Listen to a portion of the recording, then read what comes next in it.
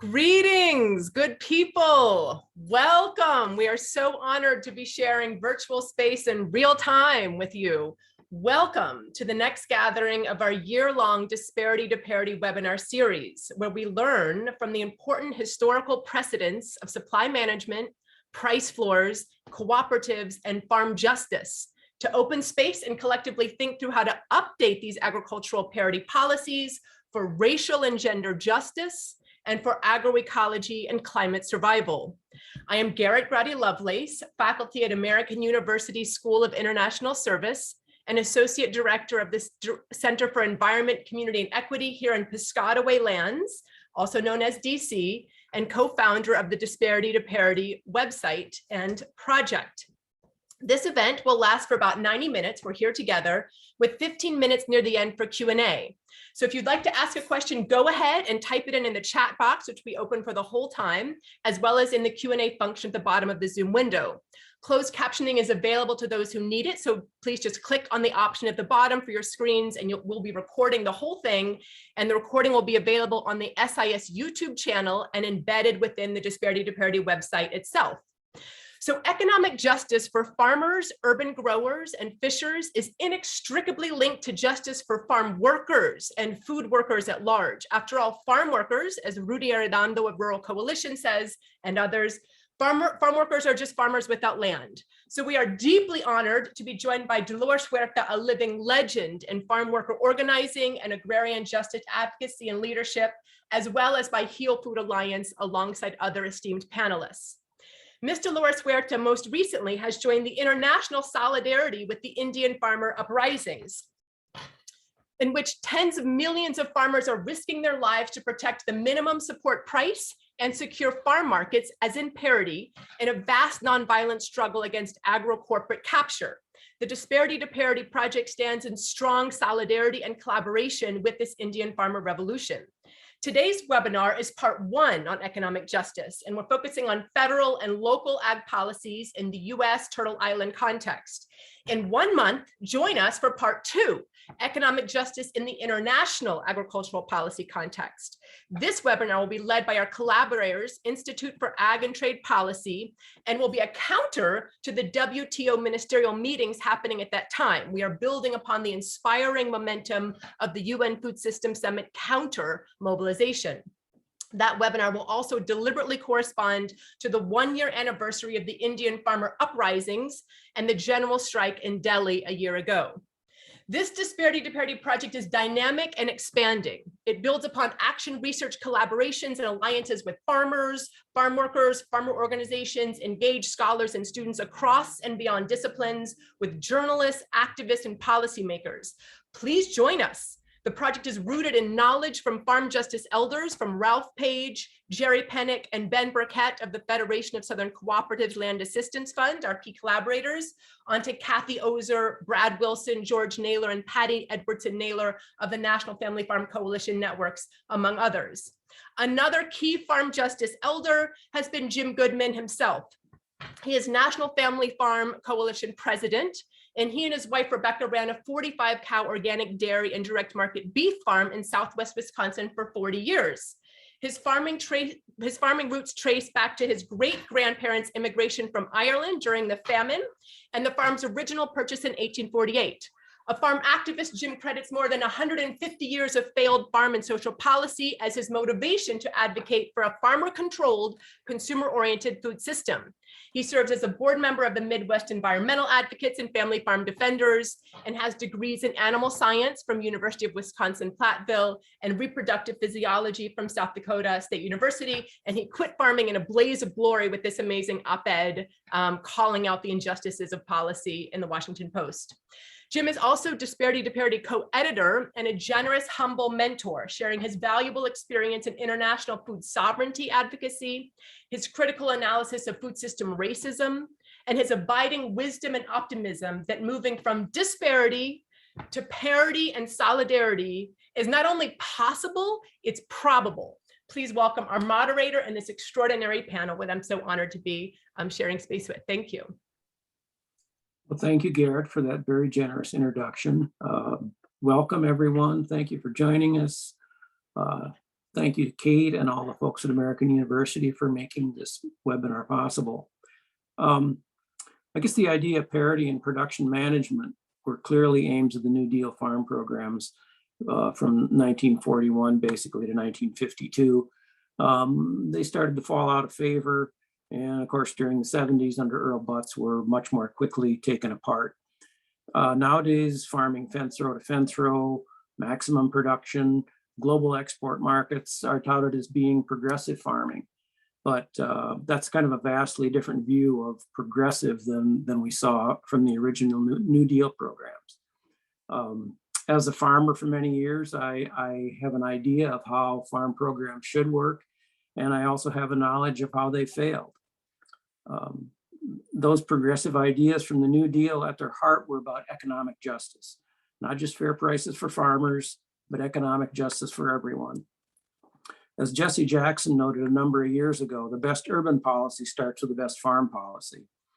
And good rural policy can protect the environment, keep small farmers on the land, support prosperous rural and urban communities with a new business infrastructure, allow more beginning farmers access to land, and provide healthier local food for everyone.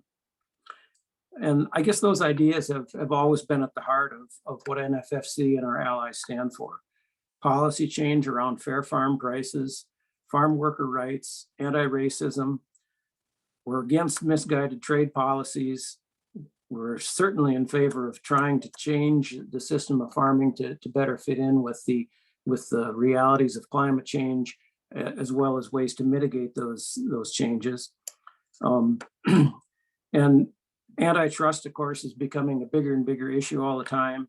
And certainly we see a need for a just transition back to a more rational rural policy. Now, some of these ideas are getting some, and I said some, attention in Congress and the Biden administration. And through this project, we hope to continue to highlight these issues.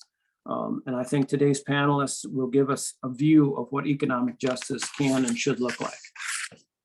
So today, our first speaker is Patty Lovera. Patty is a food consultant who serves as a policy advisor for the campaign on family farms and the environment, which is a coalition of state and national groups working to fight factory farms. Previously, Patty helped start and grow Food and Water Watch, serving as their food and water program director for 14 years. Patty has a bachelor's degree in environmental sciences from Lehigh University and a master's degree in environmental policy from the University of Michigan. Before joining Food and Water Watch, Patty was a deputy director of the Energy and Environment Program at Public Citizen and a researcher at the Center for Health, Environment and Justice.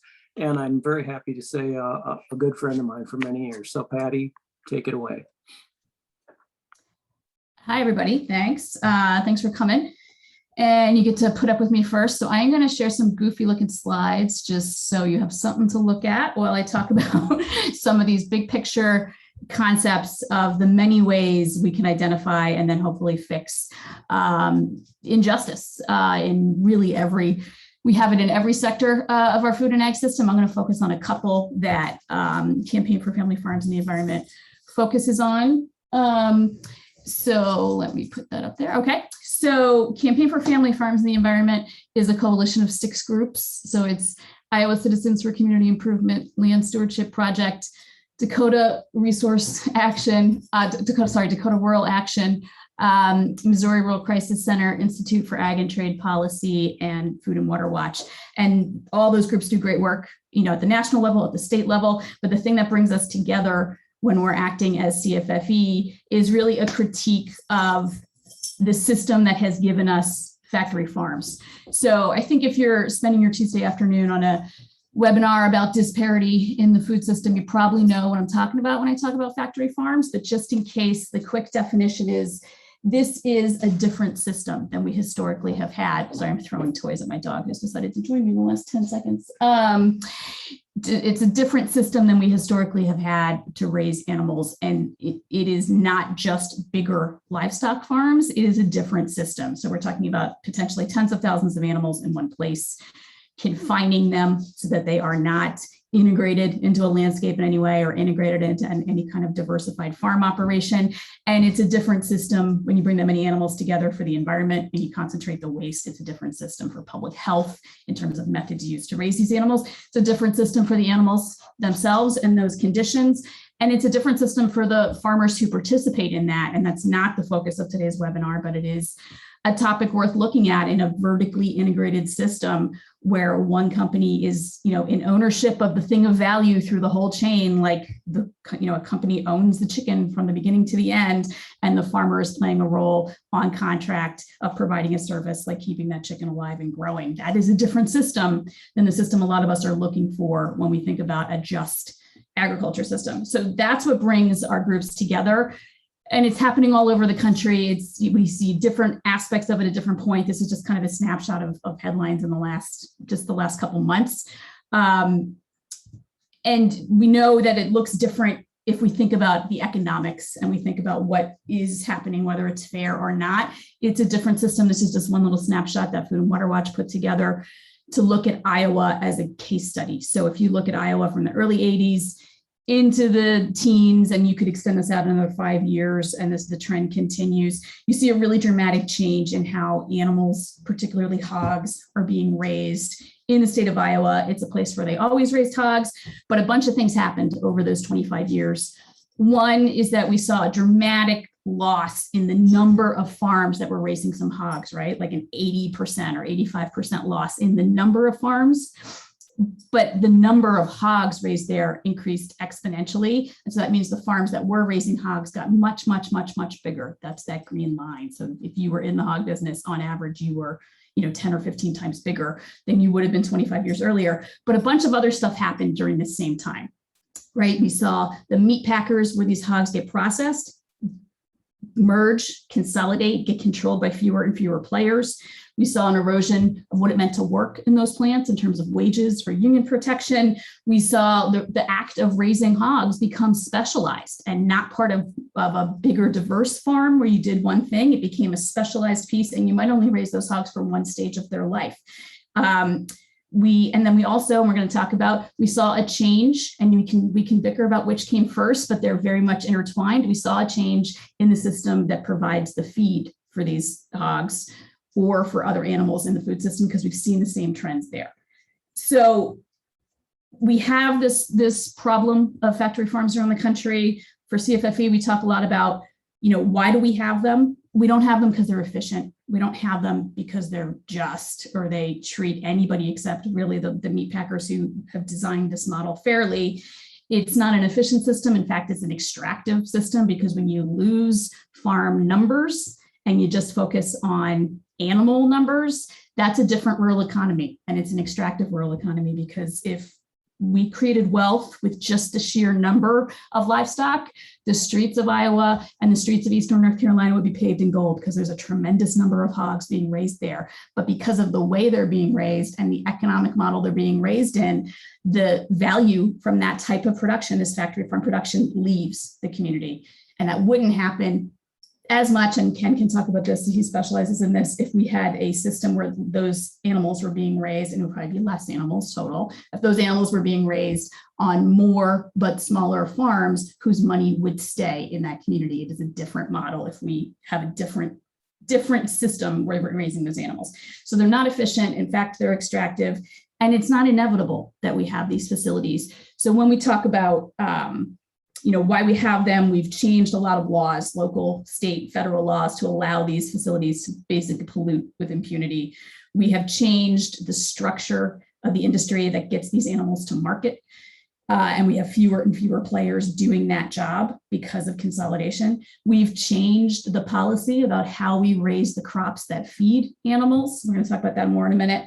And all of this comes from a push in our policy to overproduce these grains so that they are cheap feed for these factory farms, and to have factory farms that are essentially overproducing the animal products to lower the price that is received here. And also, if we have extra, we then change our trade policy to find an outlet for that overproduction.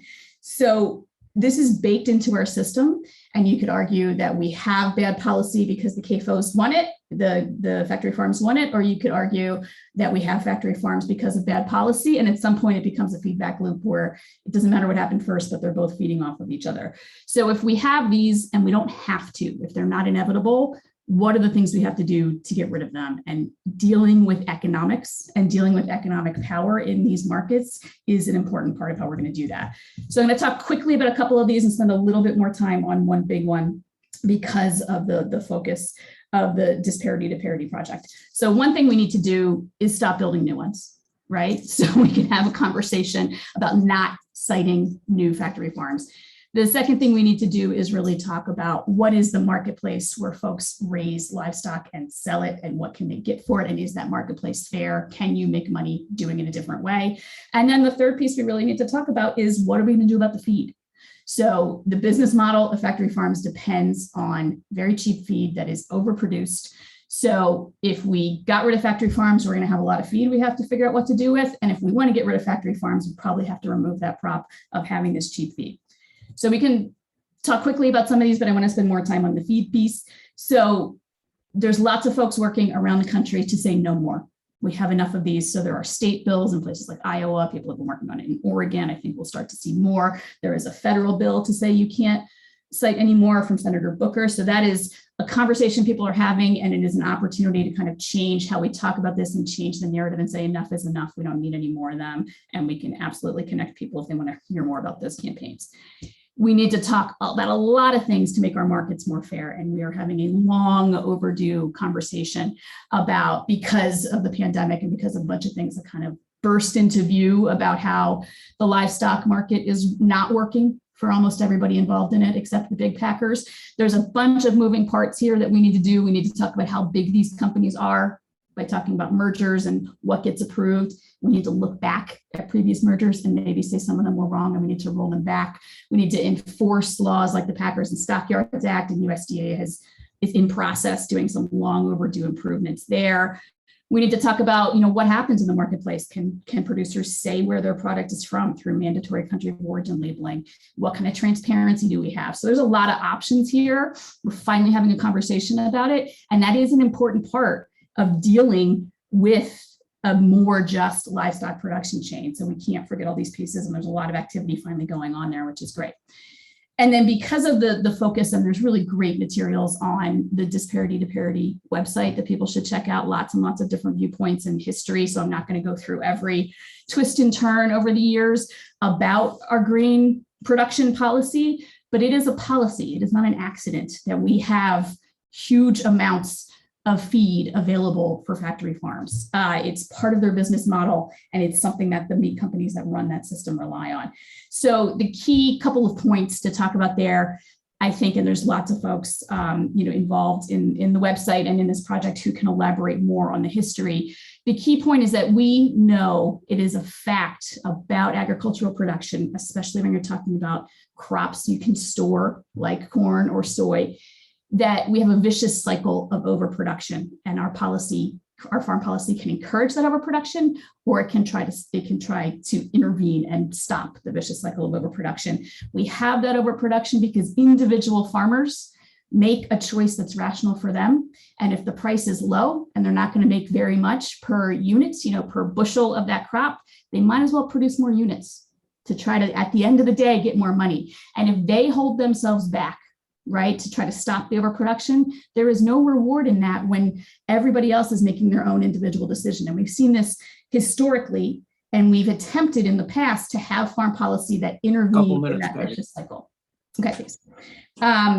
And there's lots and lots of great materials on the website that talk about that history. You will hear about a couple key parts of it. One is parity, which is essentially a measurement of economic wealth, of health, right? Is the buying power of a farmer being paid for his crop in line with other parts of the economy? We have a point in time that we measure against and say this is when the buying power of farmers was in balance. And that is a goal we can use to set lots of other pieces of our farm policy to say farmers should be able to get parity for what they produce.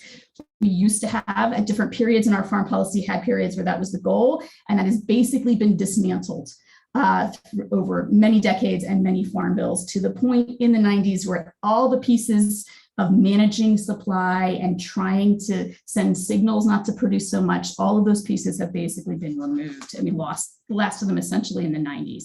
So what we can do instead is talk about how do we modernize this concept. We're not going to just say it's 1942 and we're going to do it exactly the same way. It was not a perfect system. And we can look at a bunch of things. We can look at parity price as the goal. We can look at the use of reserves to get extra production, that overproduction off the market so it's not crashing everybody's price. We can have a more nuanced, modern discussion about how do we control production through things like conservation and maybe marketing allotments as opposed to acreage reduction, which was a controversy. And then we will have to talk about our trade policy so that everything we do domestically isn't just wiped away by imports. So it's a hard conversation. It's a complicated conversation, but if we want to address not having this really destructive, really unfair livestock system, we have to have this conversation about feed. So that's why it's really exciting to have this disparity to parity conversation, to have all those viewpoints on the website that kind of pull in all the things we need to include so we can talk about stop building new factory farms, enforce antitrust rules and create competition for people raising animals the right way, shut down this pipeline of cheap feed, deal with the environmental impacts, deal with worker protections, and have this really kind of thoughtful wraparound farm policy that gets at a livestock sector that could actually be fair. So I will stop there. Thanks.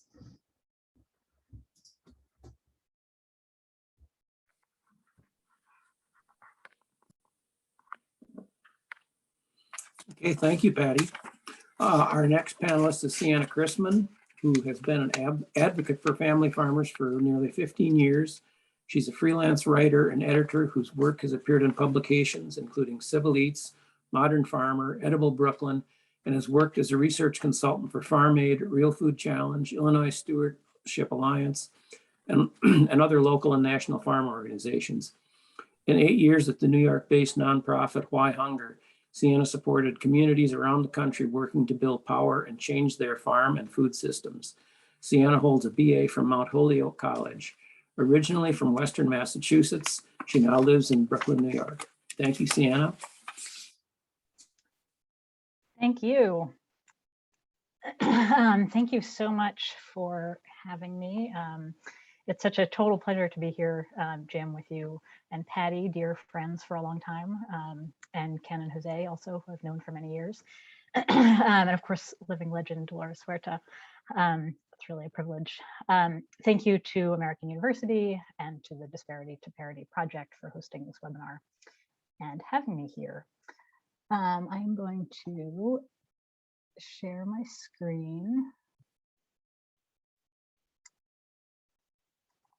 Okay. All right. Can you now? Oh, wait. From the beginning. There we go. Okay.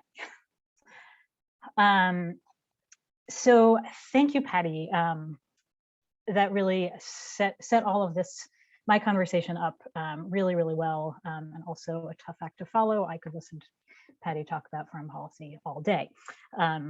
So I will strive to be as somewhat as engaging as her. So dairy has really followed all of these same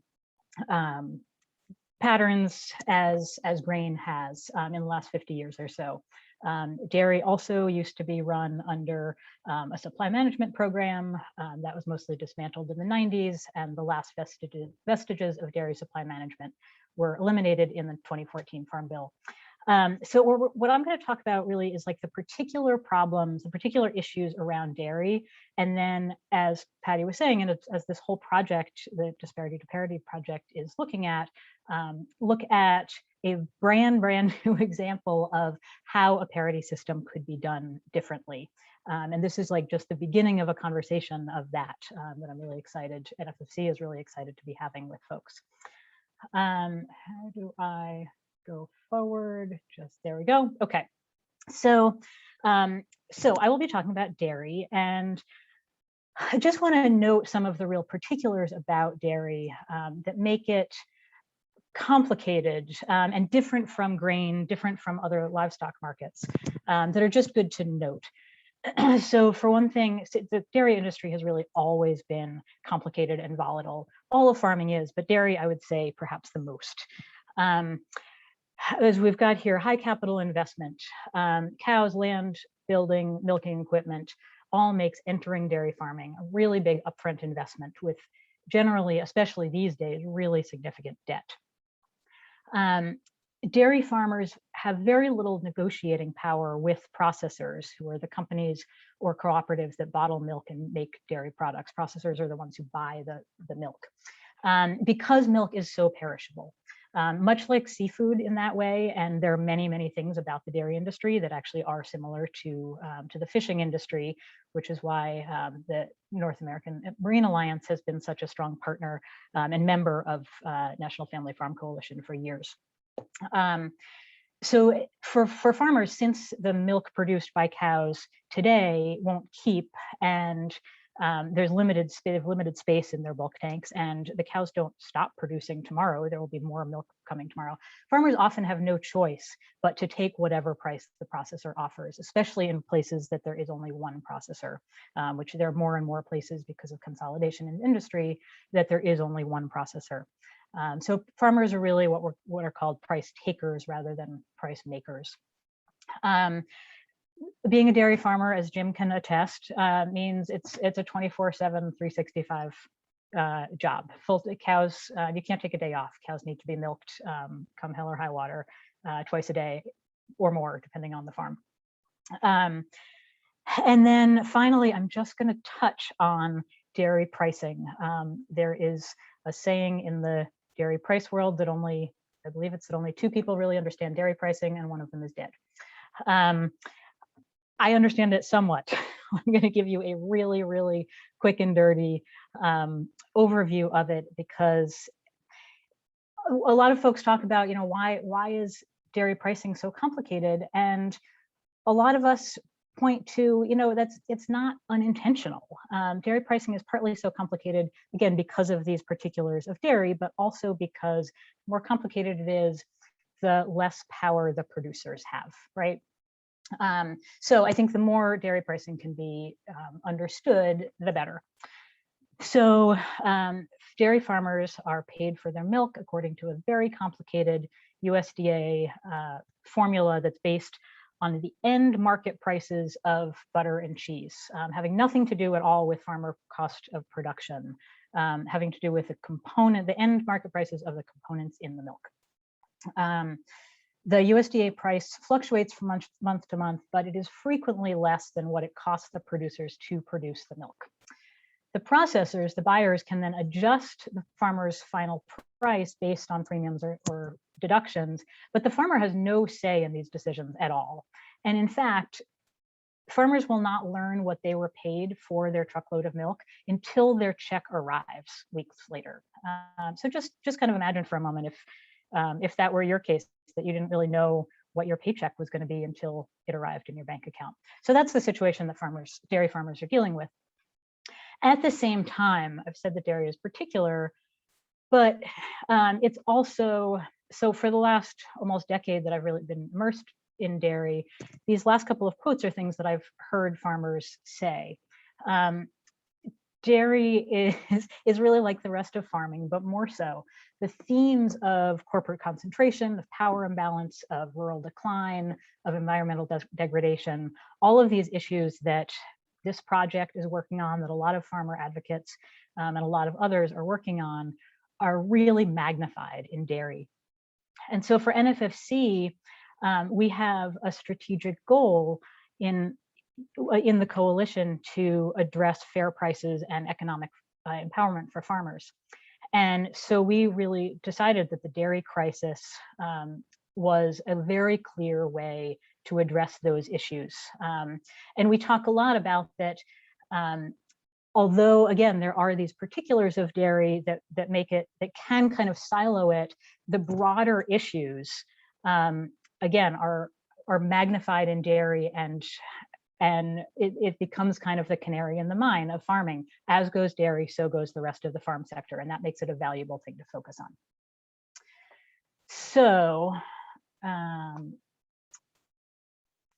So as the federal, so that's all kind of laying the context of dairy.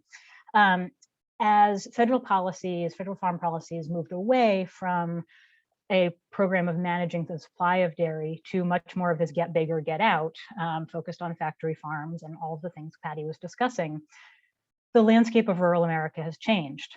And this is where we are now. So this is a very similar graphic to the one on hogs that Patty shared. Dairy herds have gotten much larger. The majority of milk in the US is produced in factory farms or CAFOs, which is only really possible because of the cheap feed grain that Patty discussed. So we have fewer farms that are larger, but we're also producing more milk. So historically, so that's all the same in dairy as well as everything else. Historically, federal dairy policy has tried to cushion these the risks that I was discussing, the particular risks for dairy farmers in the interest of a steady supply of milk and a stable farm economy. But today's dairy policy, as we know, favors large-scale dairy operations instead. And so here's how it works in practice. Sorry, I just, okay, lost my timer. So this is an important piece to understand for the farmers, given the uncertainty of their prices and how low their prices generally are. Farmers will produce more milk. And exactly as Patty was saying, it doesn't make any sense for the individual farmer to produce less milk to try to change the market, because that doesn't get him or her any benefit. So there's a policy set up that makes farmers rationally produce more milk. And they produce more milk in years of low prices to try to break even, which then sends the price down even further with the extra supply. And in high price years, when milk is higher priced, they produce more milk to try to catch up from those bad years. So either way, they're producing more milk now than we need. Excuse me. And again, this is not how it used to be. We used to have a system that managed the supply, and I'll get to that. So the US, okay, thanks. The US then tries to export the excess, but other countries don't necessarily want or need US milk, which can upset their own dairy economies. And you may remember the controversy around dairy in the negotiations of the new NAFTA, the USMCA, which was to try to get Canada to open up a tiny amount of its supply management system to US milk. The low prices that are paid to farmers are good for processors who get to buy below cost milk to turn into high value products. And then to partially compensate for those low milk prices, the USDA then offers the dairy farmers a taxpayer funded insurance program that pays out if prices fall below a certain level. But that insurance price is still usually below the cost of production. So the government is subsidizing essentially the processors. So there are better ways to do this, right? So NFFC has just spent the last couple of years developing our Milk from Family Dairies Act, which was developed, as you can see, with input from our organization's proposals, partners and allies, and others, and based on working systems that currently exist in dairy. Its goals are fair prices for farmers, stable milk supply and prices for consumers, opportunities for new farmers, including farm workers who have been historically excluded, and a strong organic sector, among others. So just to really quickly run over these, the pillars of the Milk for Family Dairies Act, and you folks are the first people who are seeing this. So our pillars are fair farmer prices based on their cost of production, balancing of supply and demand. And that is done through what we're calling a production base, which is the amount that each farmer may sell into the market, which is non-monetizable, which is really different than in Canada or the fishing industry, for example. Import and export controls. And so those are the kind of three main pillars. And then the other pieces that prop this up, that support that, are rebuilding our regional dairy infrastructure, and I think Ken will talk a little to that, and measures, as Patty was saying, to break up dairy market concentration.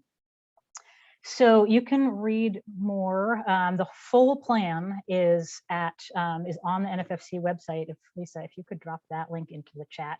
And in the coming week or two, we will have much more material up about it, kind of easier ways to kind of get into it. But the full policy proposal is there now. And the last thing I want to say, there are all these benefits that I don't have time to go over, and I finally want to conclude with that we've just introduced this specific policy proposal, the Milk from Family Dairies Act, and also as a way to really build support for that, we have a letter a letter of support for, in general, fair dairy policy reform based on equitable parity principles. You can sign on at this link here, and perhaps somebody can sign that link, can drop that link in the chat. It's for organizations, and it is a letter in support of these principles of what a fair dairy policy would look like. The Milk from Family Dairies policy proposal has all of those principles, but we are not at NFFC necessarily even saying this is the policy proposal that we absolutely need to adopt. But what we need to be doing is thinking much more broadly about what dairy policy can look like, what dairy parity can look like in a way that benefits all communities and the environment and consumers. And there are some particular principles that underlie any policy that would fulfill those goals. So I'll leave it there and look forward to the Q&A. Thank you.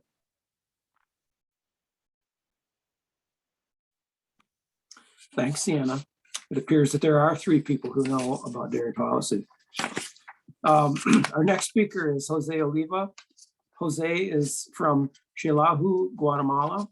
He founded and directed the Chicago Interfaith Workers Council in Interfaith Workers Center in 2001 and became the coordinator of the Interfaith Worker Justice National Workers Center Network.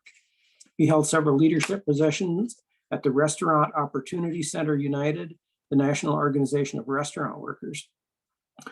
Jose was the co-founder and co-director of Food Chain Workers Alliance, a national coalition of food chain worker organizations representing over 370,000 workers. He is a recipient of the 2017 James Beard Award and the 2018 Food Heroes Award, and is currently the director of campaigns at the HEAL, Health, Environment, Agriculture, and Labor Alliance. Thanks for being here, Jose. Thank you so much, Jim, and thank you to everyone for allowing me to be part of this amazing event. I, in some ways, can't believe that I'm here with Dolores Huerta and the rest of the folks who are doing their best to make this food system one that is good for all of us. So I want to talk to you about immigration and about labor and about race, all in the context of the food system. But I don't want to talk to you about that. I don't want to mansplain it to you. So instead, what I want to do is I want to tell you my story, which I think embodies a lot of that. It's not a unique story. It's really the story of millions of economic or food refugees from Latin America. And I want to start with a young economist from Guatemala. He's caught up in this post-World War II idealism, and that's my grandfather.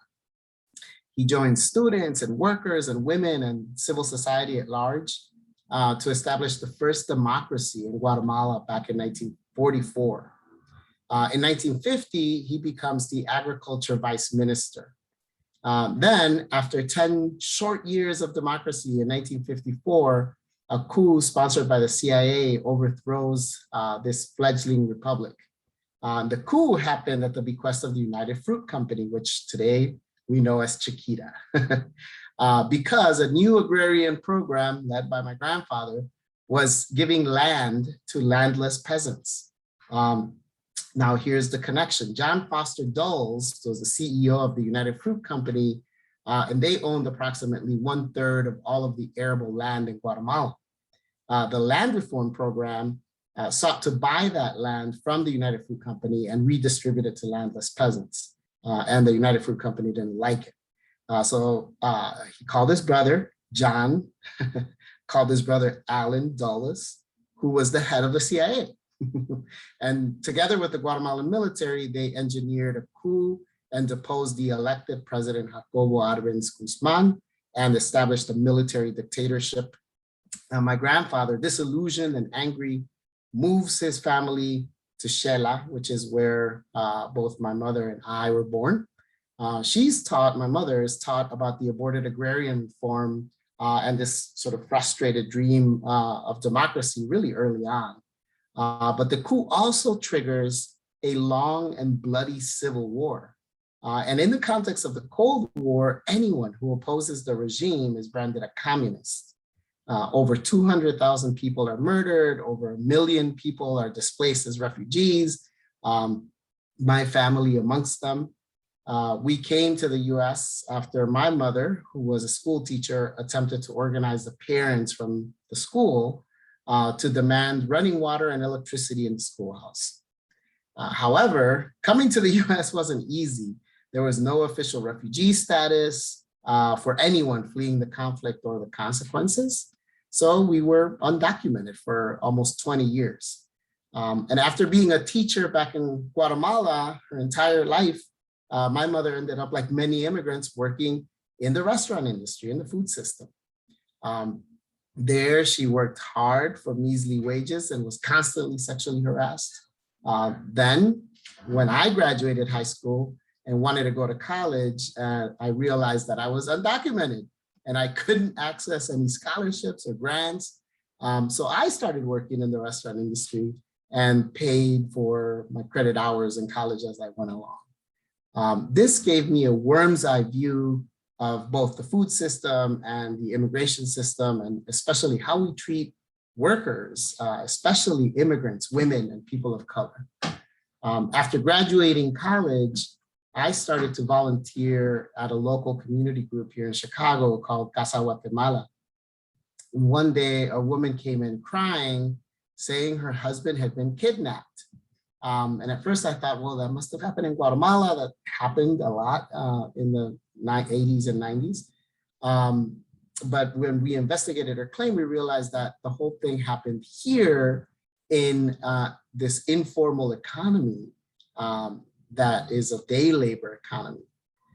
So that, along with my own experience in the restaurant industry, led me to, along with several of my coworkers, to create a worker center, the Chicago Interfaith Worker Center, where we helped organize restaurant workers and other informal workers, which I call the original gig economy.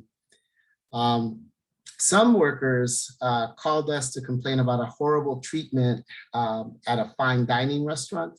And remembering my own experience in the industry, we sprang to action. We brought local pastors, media, community members to this impromptu March on the Boss. And when he first saw us, he immediately kicked us out. So we started to march out in front, telling customers what was happening. And as they entered the restaurant, we gave them these flyers that we made that had the story of one of the workers on one side, and then the other side just said really big, "Do not patronize this business." So within minutes, the manager was outside trying to get us inside so he could talk and negotiate. And we negotiated this agreement with him that the workers liked. And when we left there, I thought that we had invented a whole new model of organizing workers. That is, until I met the good folks at Rock. And they explained to me that Rock had been winning agreements like the one that we got with restaurants for years. So instead of reinventing the wheel, I decided to join Rock and help them form the national network that is now Rock United. And at Rock, we realized that there was this sort of new breed of food consumer out there.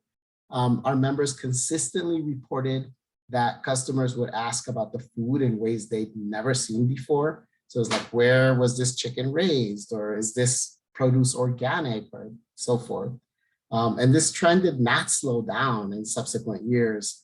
As a matter of fact, it kind of picked up steam. We started to hear from other worker organizations like CATA, which represents farm workers, brand workers, which represents processing workers, and they were all telling us the same thing. So finally, in 2008, we decided together with Kata brand workers and the other food worker organizations to launch an alliance of food workers with this sort of dual purpose of inserting workers into the ongoing discourse around food and to explore what a multi-sector campaign to improve the food system overall would look like. And that's how we formed the Food Chain Workers Alliance.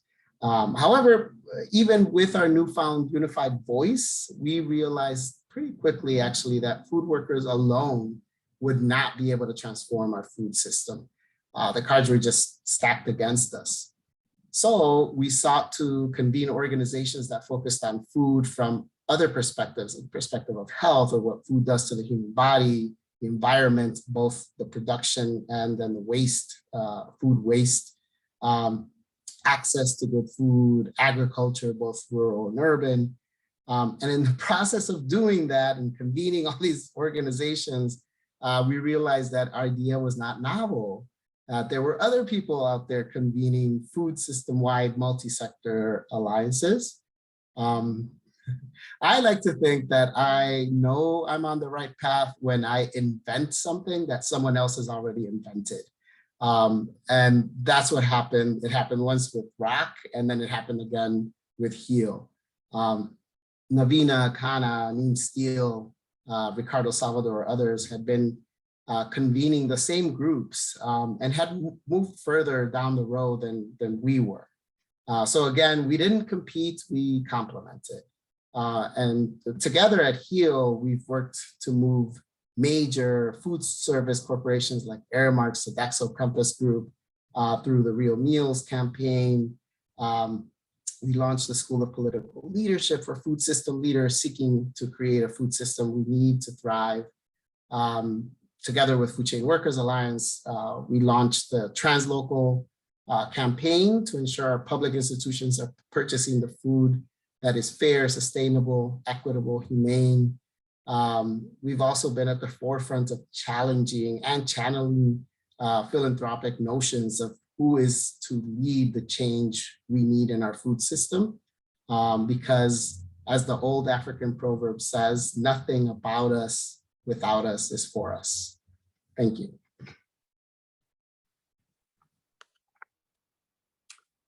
Thank you very much, Jose. A very compelling story. Our final speaker is Ken Meter. Ken is the president of Crossroads Resource Center in Minneapolis. He learned about Parity and farm credit while covering the 1980s farm credit crisis as a journalist. Today, he serves as one of the most experienced food system analysts in the US, partnering with community food initiatives in 144 regions, 41 states, 2 provinces, and 4 native tribes.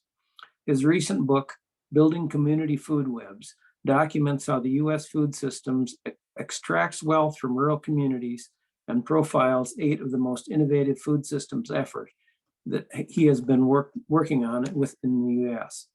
And I'd like to just add that Ken is one of those very few ag economists who's really willing to tell things like it is. So thank you very much, Ken. Thank you, Jim. Thank you very much for that warm introduction, and for Jose for your testimony, and for all the other speakers, Sienna and Patty, for really great information. I'm really happy to be in this call in large part because so many people I have really not talked to for decades are on it, and I noticed right away that Carolyn Mugar is on the call. She actually was kind enough to review some early drafts of this work back in 1986.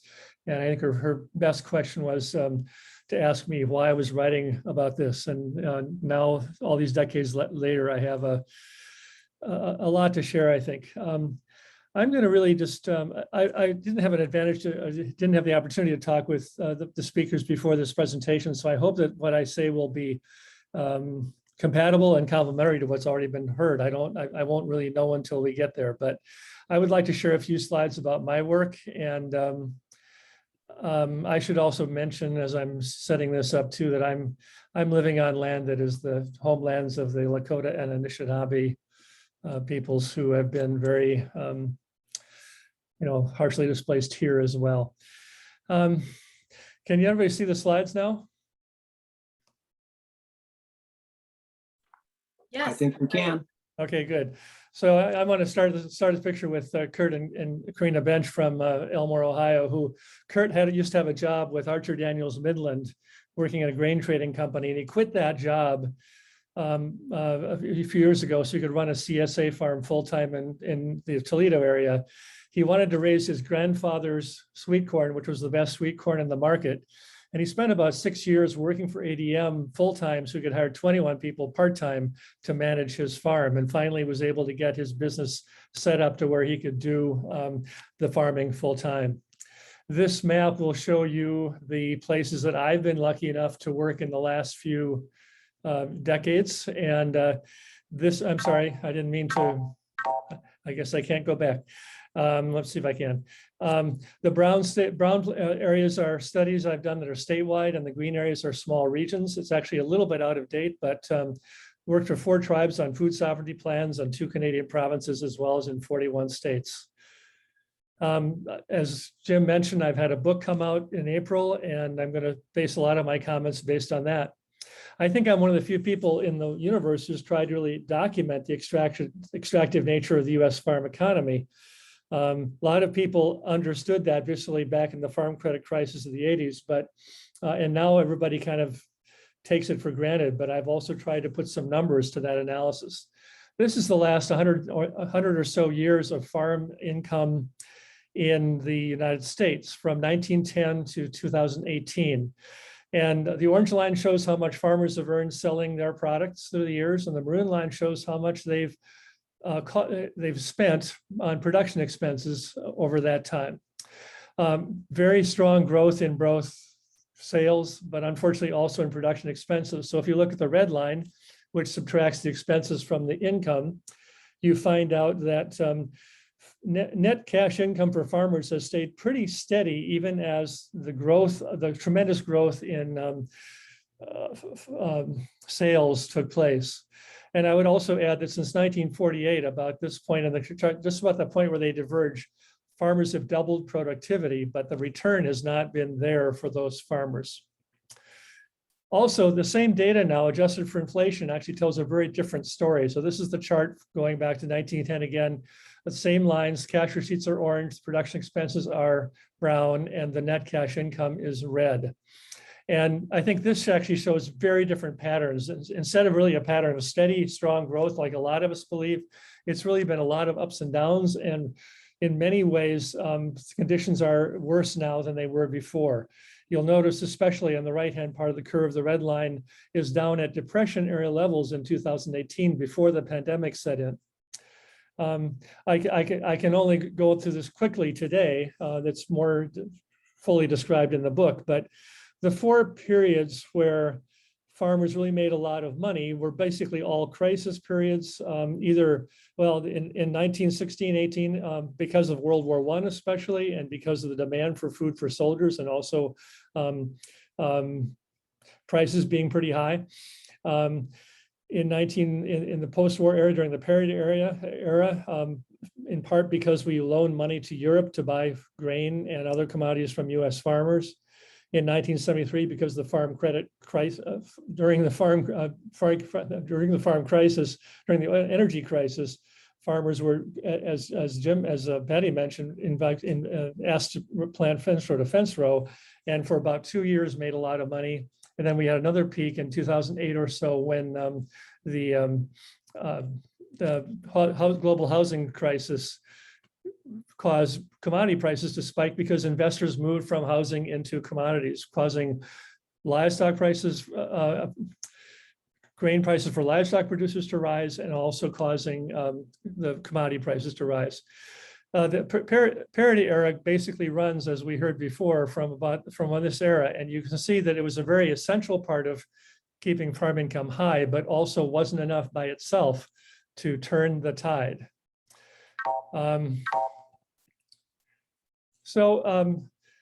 What this next chart really compares the government payments to farmers compared with interest payments farmers have paid back to the lenders in this country. And this is a really pretty profound chart. You see from 1910 to 1933 that there was a steady decline because there was no government payments whatsoever. from 1933 to 1973, during the plant fence or defense row days, there was a fairly strong sense of balance where the government payments given to farmers actually directly compensated farmers for the interest payments they made to a lending sector that was increasingly becoming not so commodity oriented, not localized, but more of a kind of commodity of its own, and also more of a global commodity market. And then 1973, as you say, really led to an incredible extractive push for the U.S. farm economy. I track $800 billion lost in that chart, but then there's also been chemical and fertilizer purchases, fuel purchases, pesticide purchases, and I don't have really good data about other very major purchases like farm machinery, technical advice, seeds, and livestock, but I can track about $3.2 trillion of cumulative losses through what farmers have purchased that in the old days, farmers could actually produce their own fertility and often run their own horses and run their own machinery in that sense. So that it's been a tremendous loss from the farm sector. I'm tracking a total of $4 trillion leaving the US farm sector in the last 100 years, and that's in inflation adjusted dollars. You can compare that with the total farm assets today of only $3 trillion. So it's not necessarily a amount of money in the national scheme of things, but it's certainly a large amount when you look at the farm sector, especially all the farms that have gone out of business and are not measured here because they're no longer holding assets. I think that causes me to ask what conditions would actually make parity work in this country. The one thing I think is really important to note is that the prior conditions no longer apply.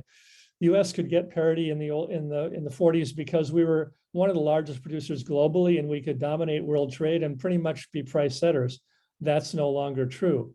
Farm income among farmers was also more equal too. So you could set a pricing policy that affected people more or less equally.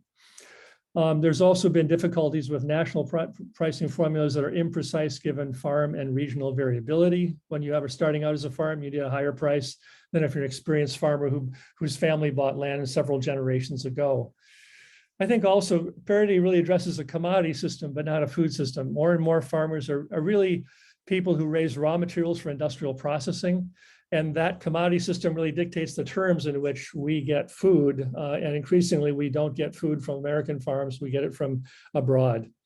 And as I'm sure other people are in this call very clearly understand, parity mostly helped white farm owners because they were the ones who helped write the farm policy in the first place.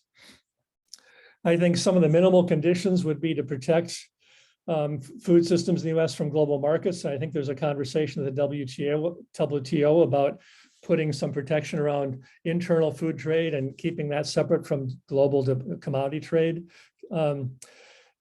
Also, though, to last politically, it has to involve buyers as well as policies, including both wholesale buyers and consumers, because without that, you don't have political support to keep it going. Pricing formulas have to probably be localized and also adapt to climate change and other changes that are occurring on a daily basis. And then obviously we have to address equity in a better way than we did in the farm policy days of the 30s. I guess my quick take home would just be that there's no answer to agriculture without constructing equitable food systems. I hope my book not only documents the extraction of wealth, but also offers some really inspiring stories of 8 places in places as diverse as Hawaii, Tucson, Colorado, Indiana, Ohio, Minnesota, Montana, where people have really taken these issues and made some very powerful stuff happening by building collaborations that are based on regional food systems and not strictly on commodity policy. I also just want to make a quick comment. I think we're in a very dangerous area in this regard right now because a lot of investors who are naive are getting involved and they want to make something happen really quickly about issues they've ignored for decades. And they're investing in ways I think are quite naive and quite questionable. So we have to really understand very clearly what we're working for and what we don't want to have happen. That's a slide showing my contact information, and this will of course be available to everybody else too, but I think that's all I need to say right now.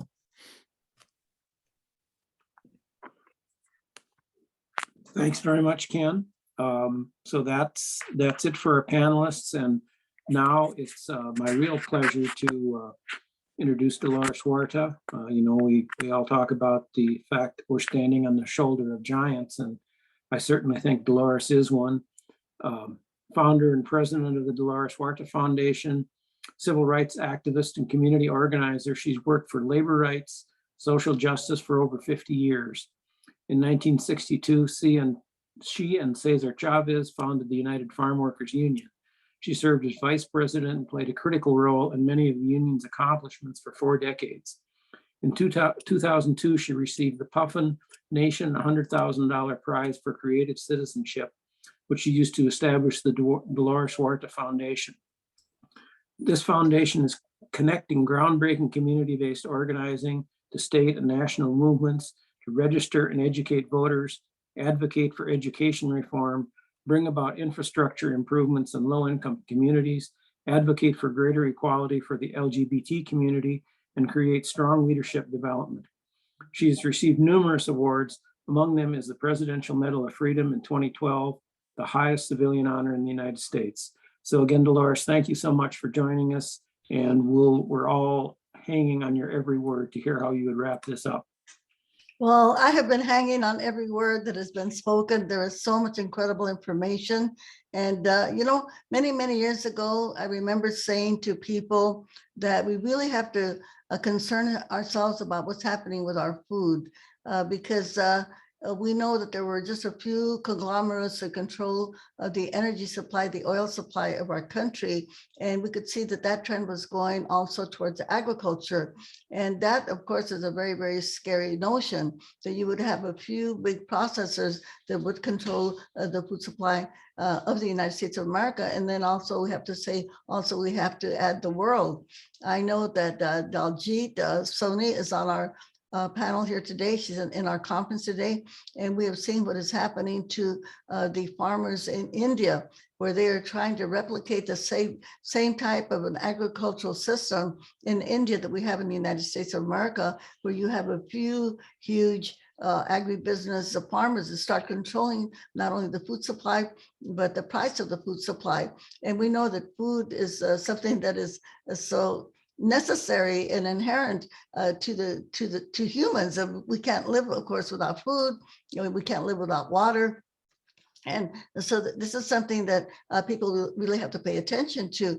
And we, because we are such a rich country and we have such great agricultural resources, people kind of take food for granted. They don't think about how it's grown or how it's processed, how it's distributed, and again, how people are paid for growing the food in our country. And it is something that we do have to care about. I know that right now there's a movement that is going on nationally that is starting. Many of the younger people are starting to pay attention to agricultural systems, and they want to get into growing food. We see that we have urban gardeners. People are starting to grow their own food in their own gardens. So we do see that they're, like everything else that is happening in our country right now, that we have a reawakening that is going on, and people, especially young people, are asking questions, and they also want answers, and are starting to create a food justice movement in the United States of America. And it's so many of the issues that were addressed here today, and I want to thank Mr. Oliva for talking about what happened in Guatemala. And when we think of all of the refugees that are coming to our border from Guatemala, and yes, the United States, we have to do some penance and also pay Guatemala back for all of the harm that we did to that country, the many hundreds of thousands of people that were killed, and it was all, we know, promoted by the United States of America. And even today, and when we talk about the food supply, we do have to start thinking, I think, globally, because it is now also a global issue.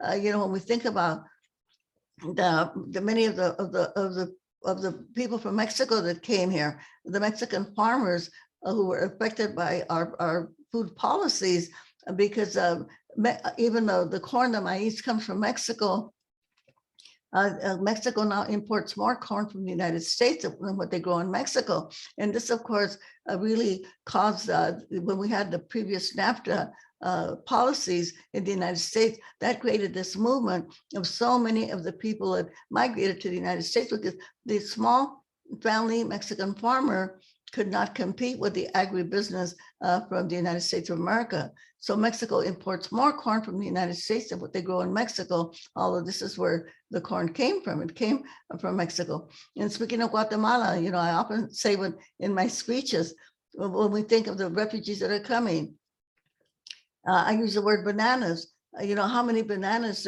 do we eat in the United States of America every single day? But the money that we pay for the bananas, it does not go to the people in Guatemala on whose land the bananas are produced or who also produce the fruit. No, it goes again to the United Fruit Company, the company that was responsible for a lot of the damage that was done to that country in the first place.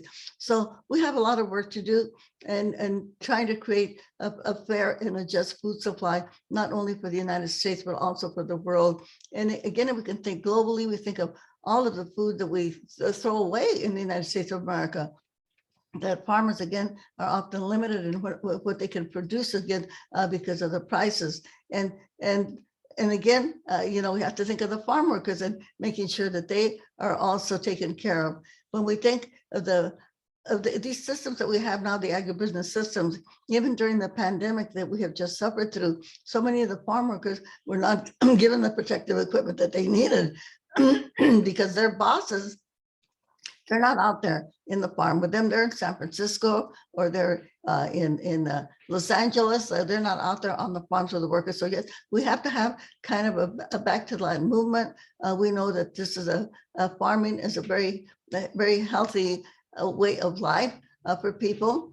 And we know that there's a lot of organic farmers. When we see how much money was spent just on pesticides, which of course are harmful not only to the land, but also harmful to the people. We have the highest cancer rate in the United States of America than any country in the world. And that, of course, is caused by so many of the economic poisons that are placed on our food. So we have so much work to do.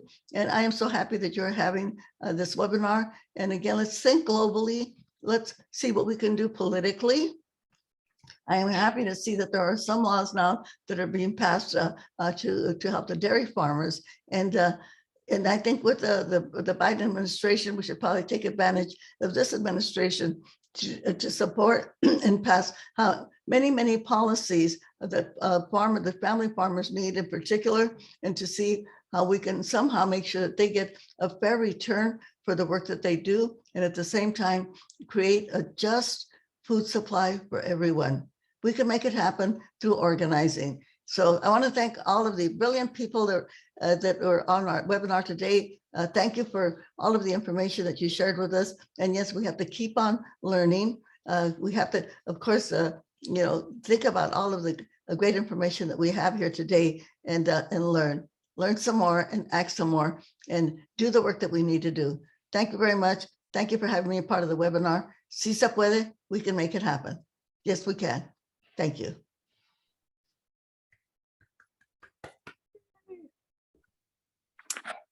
Thank you, Dolores.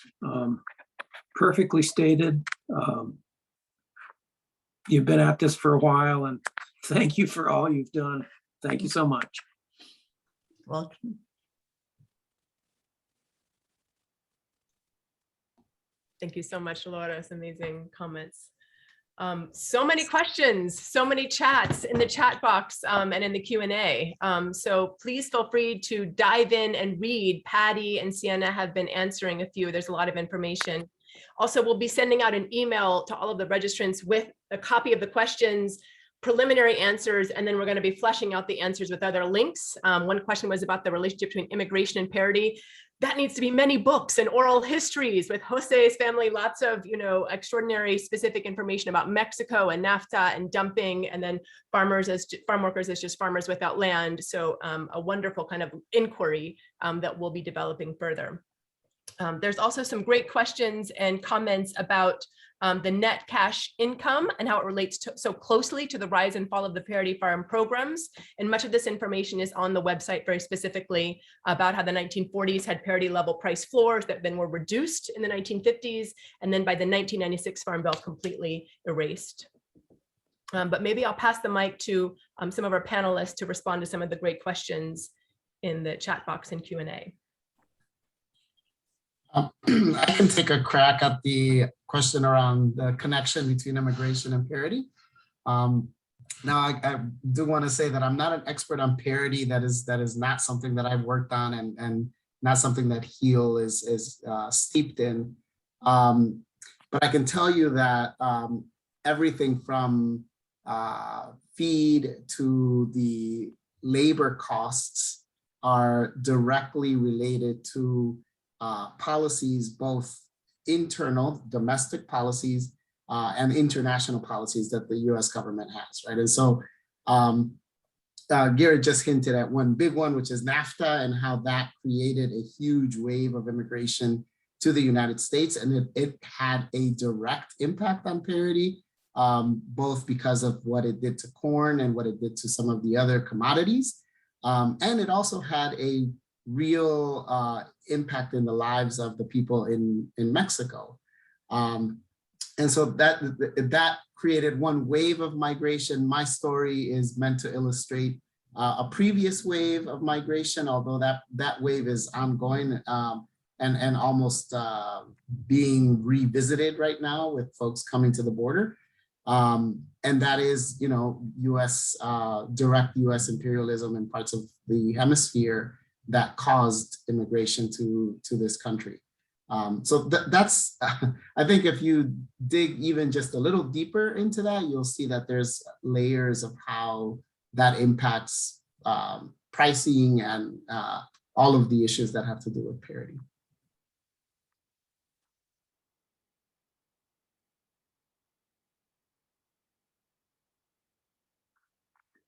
You're muted, Ken. I really like what the story Jose has been telling all day today, but I wanted to also chime in. My own family's immigrant experience would be that my great-grandfather came in 1851, and the rest of my family came in the 1880s, and they all came looking for land in a time when farming was terrible and the economics of farming were dismal. And that's really what got me to start on this work in the first place. But without any parity or any kind of public policy supporting them, my grandfather, Joseph, was farming in Nebraska at the time, and he became, by reputation, one of the best farmers in his county, but he never was able to own land because the economics of farming were so terrible. I think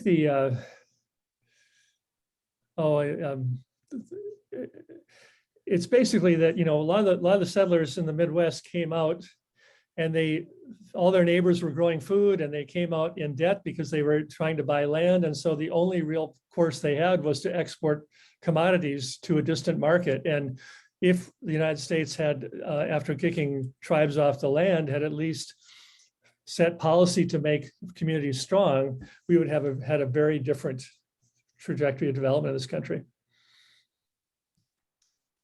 I can just add a little bit. I think both those answers are really helpful. I'll just add a little bit, which maybe ties into another question that got asked earlier, is like, if we are taking the radical step, and this is yet another question in the chat, right? This would be radical to have policy that says, we need to think about that there's a role for the government to intervene in this cycle of just kind of constant overproduction and downward pressure on price. So that's step number one. That is the political hill we will climb because we need to. Number two is, if you get to the point of saying there's a role for the government to intervene in these markets, which I think all of our speakers say that there is, it's not good enough just to say the government will guarantee a price. We have to have a mechanism that sets the right price and includes all of these costs. So somebody asked a question about, externalities and how do you capture them all?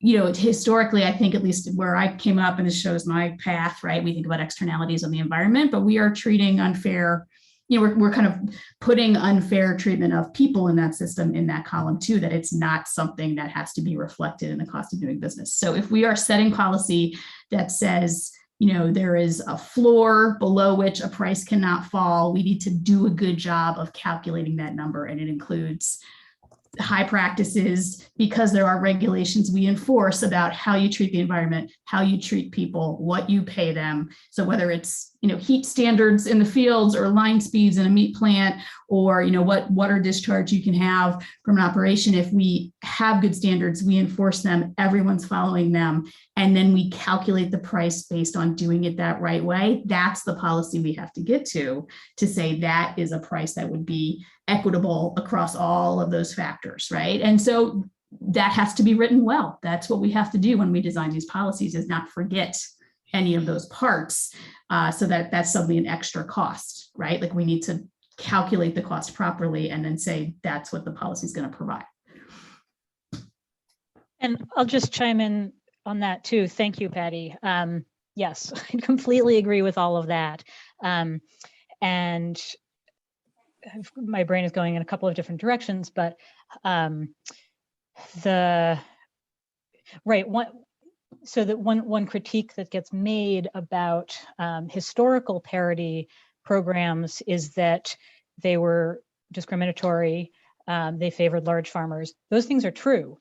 What this project is working on, the Disparity to Parity project, and all of these partners are working on, is what does it look like to design a similar kind of program in a different way that, as Patty says, does actually account for all of those externalities.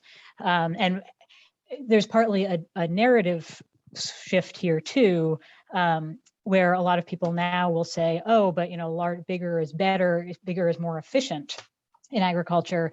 Like, how do you define efficient? I don't see today's agriculture as being terribly efficient, because there are all of these costs that are being paid by other entities that are not the mostly corporate entities who are profiting. They're not the ones who are paying for undrinkable water or public health concerns, all of those things. So there's a piece here that's about redefining what efficient looks like, societally, I think, and culturally. And then I think, it is really important to acknowledge, and this is what I said in the chat, the Q&A answer, this is a place, parity has, and US farm policy has never addressed labor well at all. It is, US farm policy is based on below cost labor, whether that is enslaved labor or immigrant labor that usually is exploiting folks, as well as everything else that that the other speakers have said. So it's a big question. We don't have anything to look back to. And just to be really clear, that's not what this project is doing. We're not looking back to some, romanticized day when in the past that the parity programs were perfect. We're looking at what what worked, and then what else needs to work, and how they need to be designed in a way that does work for everyone.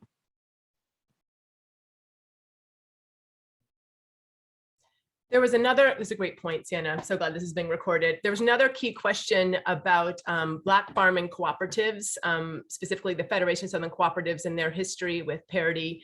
One of the main goals of this project, Disparity to Parity, is to recover the extraordinary leadership of the Federation in the farm justice movement, which has largely been erased. It's not really on the internet. So even excavating some of these incredible archives of leadership by Ralph Page and Jerry Pennick and others, and Ben Burkett, and his essay is on the Disparity to Parity website. I've dropped that link. So there's a very important set of histories about how the Black farming cooperatives in the Deep South were able to make use of the cotton program to stave off racism, but also the implementation of it was still racist. So the memory of thinking through what could be updated to encourage a whole new generation of BIPOC-led young growers to make a living in farming through an updated parity system.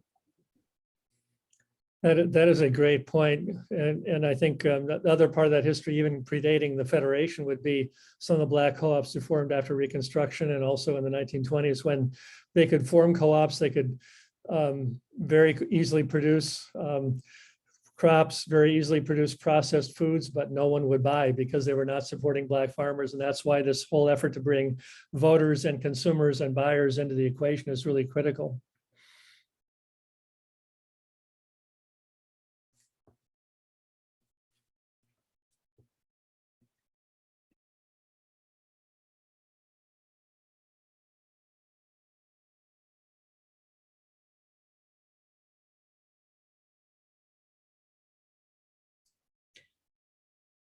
There's some other great questions about, there's a misconception that rising costs or raising farm gate prices will be carried over directly to the consumer. And so there's been a lot of research on chronicling how actually that's not the case.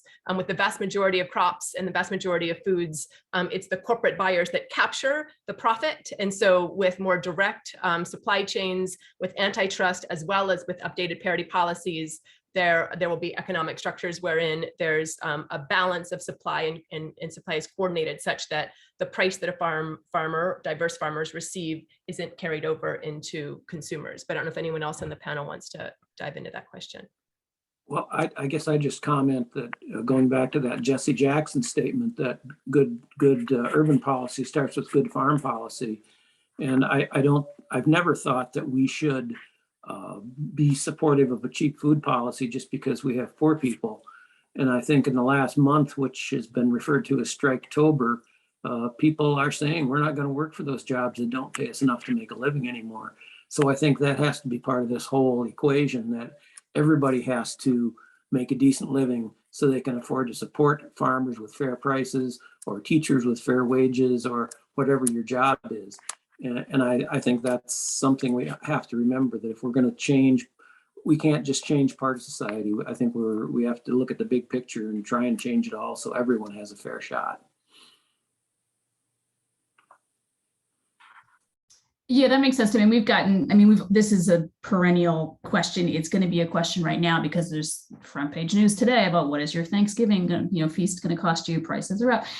We see a connection with, a increase in the raw material. Most of us are buying very processed foods, right? We're not buying a bushel of wheat or a live chicken, right? So when the raw material, that live chicken or that bushel of wheat, when those costs go up, of course, consumer prices go up, right? But when those prices crash, which does happen sometimes, the consumer prices don't come down. Like, we have a one-way direction when we see a connection between the farm gate price and consumer prices. We're seeing this right now in the beef market.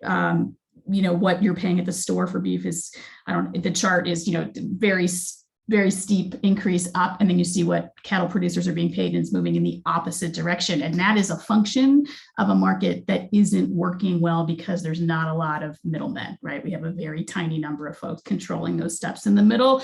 So there's a lot of hand wringing, I feel like, when we talk about anything that might change conditions on the farm end of things, what farmers get paid, what workers get paid, how we do something. There's just lots of angst, but this will increase food prices. And we don't ever think about, well, another way to make that a more functional, actual system where that feedback is happening is if we had more players in the middle. So that's where we get into all of these concepts about what is the structure of our marketplace, who are the players, how many, how much market power do they have in that transaction. And there's policy that's given us that system too, right? And it has to be happening at the same time that we're talking about price floors and reserves and all these other things that we need to do to deal with production. We also need to deal with the structure of these markets, and that's not an accident, and that's not inevitable. That is the result of policy.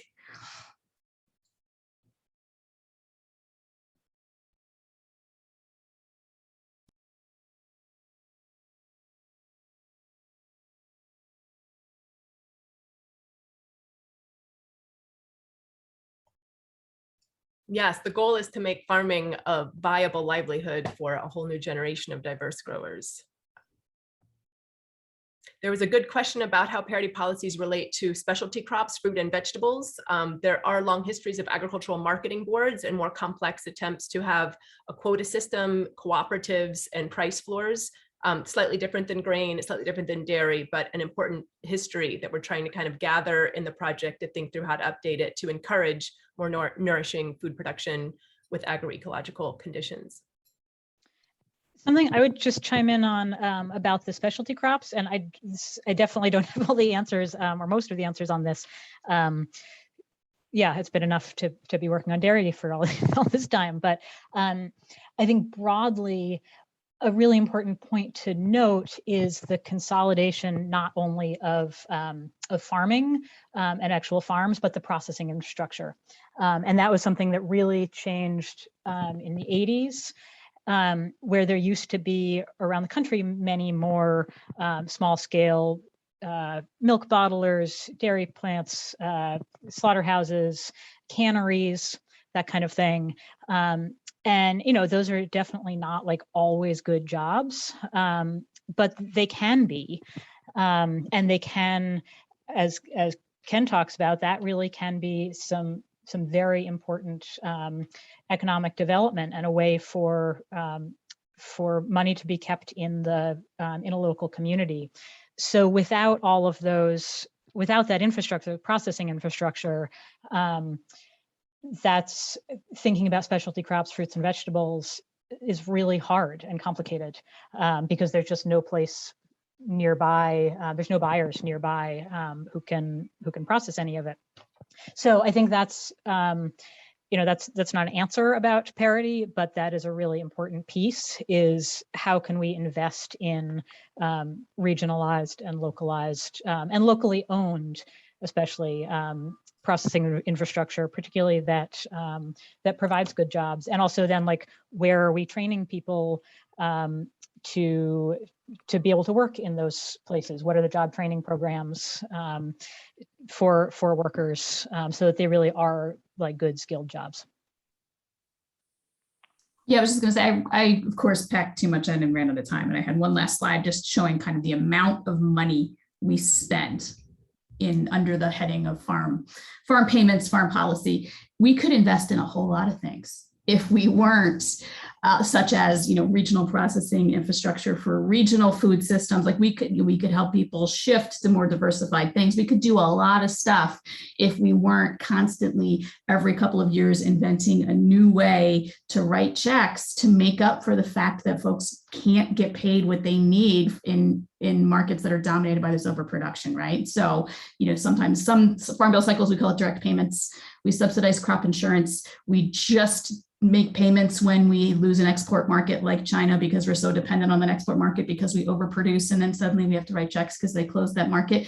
We spend a lot of money, and we could redirect that money and invest in all of the things we're talking about that build a different system. And again, that's a choice. And so I think that's an interesting thing. We need to have the right farm policy for these core commodity crops. For dairy, maybe you need to set up you know, a support system or a price floor system. For specialty crops, maybe you don't. I'm not an expert in that, but we could absolutely invest in a system that gives farmers more options to find a market that works better to pay them what they need, and then do a good job on all the other things that they need to do in terms of, you know, the environment and people and animals and all that other stuff. There was a question in the chat about just if farmers do get fair prices, they won't necessarily pay their workers more. And he's wondering if there's a movement to make farm workers covered under general employment law and minimum wage. I'm not sure if any of the panelists could address that. Jose, maybe you have some experience in this with food chain workers. I gotta say the real expert is Dolores Huerta, but I'll tell you what I know, which is, yeah, there's a few pieces of legislation out there that are intending. There's certainly state-based legislation in California and Florida and some of the other big farming states that would do that. Obviously in California, because of the work of Dolores Huerta and many others, they passed the California Agricultural Labor Act, and that obviously made a huge difference in giving ag workers the right to organize a union. And they also have overtime pay and minimum wage pay in California as well, as a result of the work that the UFW and many others have done. At the federal level, giving just the reality check of of where we are in our legislative processes overall, it's very unlikely that something like that would pass. It would require an amendment of the Fair Labor Standards Act of 1938. And if we want farm workers to have the right to organize a union without retaliation, and overall, that would mean a revamping of the National Labor Relations Act of 1935. So, you know, it would really be a huge amount of work to have that happen. Doesn't mean that it can't happen, and it doesn't mean that given where the labor market is today, that it is something that is unforeseeable. I think, you know, we've seen a lot of changes just over the course of the last couple of years in what people are willing to do for pay. So this is the labor market right now is in such a place that I think workers have, if we use it correctly, we have a lot of power, and we could potentially move something like that. Maybe we end on that note of optimism for farm worker and farmer solidarity. And Dolores Huerta, the living legend, do you any final thoughts before we close out?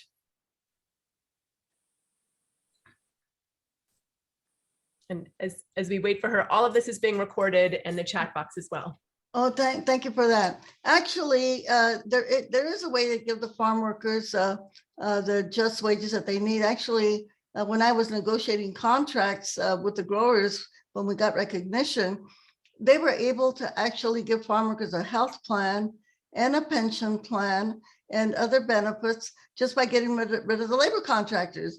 The amount of money that they gave to the labor contractors when we had direct hiring, when they hired the workers directly, they were able to pay all of these other benefits because they didn't have to give that middleman the money. And I think the middleman is kind of a problem that we have in all of agriculture, because they take the money that should be going to growers, so we can cut out the middleman, like we do say we could do that also in the medical field also, that the workers could have a decent living wage. And of course, now that we're going to have universal health care, hopefully, then, and at least in many states now, people can get a medical benefit. So then the only thing that farm workers would need is retirement benefits, because the work is so physically hard that when they finish working, I mean, their bodies are broken, and they do need a pension system. And so that's the other thing that the farm workers would need. But to treat the workers decently, to give them a living wage, there's no reason why that shouldn't be part of the whole agricultural system.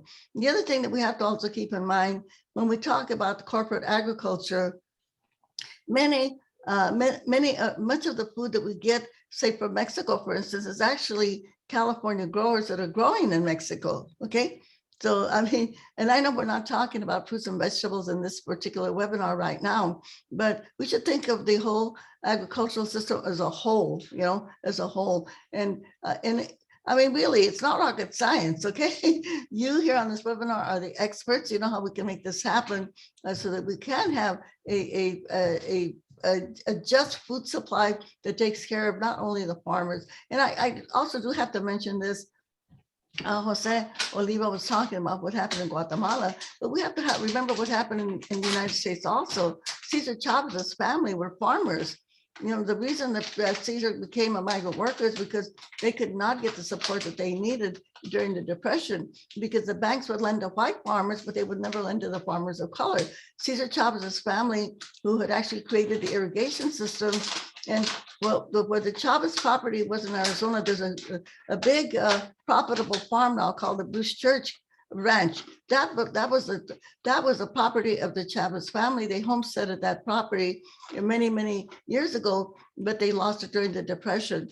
And so there has been a lot of discrimination against people of color in terms of not only buying land, getting the resources, and that continues. So I know we talked about the Black farmers, but please don't forget the Latino farmers also when you have these discussions. Thank you.